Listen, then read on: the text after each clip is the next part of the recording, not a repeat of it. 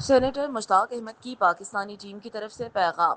3 بجے پاکستان کے ہر شہر کے پریس کلب میں جمع ہونے کی اپیل پاکستان میں احتجاج کی اپیل مزید کیا کہنا تھا؟ پاکستانی وفد کے سربراہ سینیٹر مشتاق احمد خان صاحب اور گلوبل سمود فلوٹیلا کے رضاکاروں کو اسرائیل نے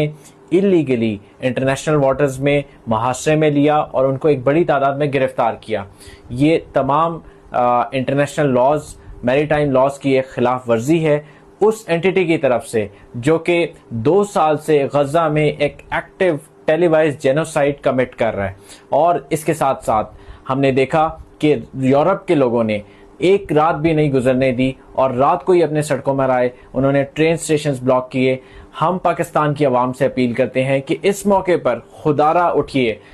سابق سینیٹر مشتاق احمد خان صاحب آپ سے جو روزانہ اپیل کرتے رہے،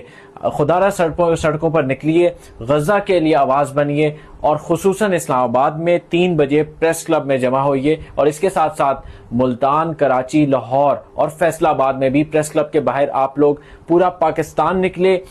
یک آواز ہو کر نکلے۔ نہ صرف گلوبل سمود فلوٹیلا کو سیف پیسج اور ان کی رہائی کی بات کی جائے، بلکہ غزہ میں جاری نسل کشی کی اور اسرائیل کی ناکہ بندی اور اس کے کرائمز کو آویزہ کیا جائے، اور حکومتوں سے ڈیمانڈ کیا جائے کہ فلسطین کے لیے آواز بنیے،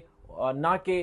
نسل کشی میں کمپلیسٹ اور سپورٹر بنیے۔ بات صرف فلوٹیلا کی نہیں ہے، فلوٹیلا تو اس جینوسائیڈ کو روکنے کے لیے اور انسانی امداد کی راہداری کو کھلوانے کے لیے تھا، اور یہ مشن انشاءاللہ جاری رہے گا۔ لیکن اس کے ساتھ ساتھ اس سے بھی بدترین جو صورتحال ہے وہ ٹرمپ پلان کی شکل میں سامنے آئی ہے، جہاں پہ اسرائیل کو جو فتح وہ گزشتہ 2 سال کی انتہائی کوشش کے باوجود حاصل نہیں کر سکا تھا، وہ فتح اسرائیل کو پلیٹ میں رکھ کر پیش کی جا رہی ہے، اور پاکستان اس پلان کا پورا حمایتی ہے اور اس میں شامل ہے۔ تو اس لیے ہم اس وقت نہ صرف فلوٹیلا کے لیے نکلیں گے، بلکہ ہم اس ٹرمپ پلان کے خلاف کہ جب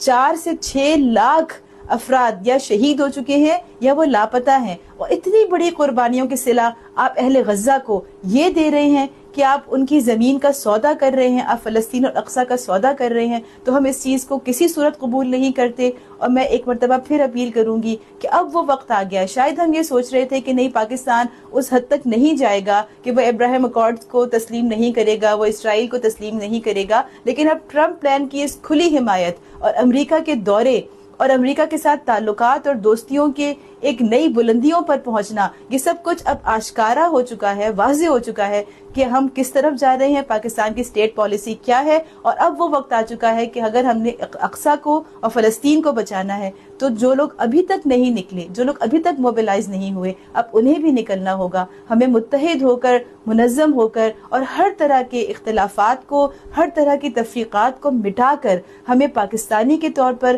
انسانیت کے نام پر اور اسلام کے نام پر نکلنا ہوگا، اور اقصیٰ اور فلسطین کی آزادی کے لیے اپنا کردار ادا کرنا ہوگا۔